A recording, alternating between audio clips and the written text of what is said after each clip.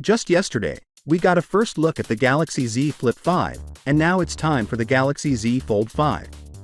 These are actual first-hand information about the Z Fold 5 from this tipster dubbed Super Rotor, who has a solid track record, as I said yesterday. And as you can see, the Z Fold 5 will only have two key design variations from its forerunner. Undoubtedly, the camera arrangement is the first. The flagship S-series range seems to be providing a consistent design to all of their flagship products at this time. But the majority of the camera's specs won't change. With a 50 megapixels primary camera, 12 megapixels ultra-wide, and 10 megapixels 3x telephoto lenses, it will thus have two cameras. The hinge is the second noticeable major alteration. The new water drop hinge Samsung is adopting allows it to collapse completely without leaving any space between the panels. The Z Fold 5 will weigh 9 grams less than the Z Fold 4 at 253 grams because to the new hinge's reduced weight.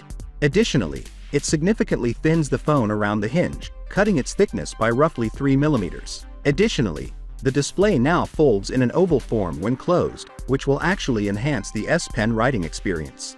This is the largest improvement, since there will be no apparent seam. The size of the cover screen and the inside screen won't change, however. There won't be any substantial modifications to the design this time, therefore. The camera is the only significant difference, the rest is almost identical.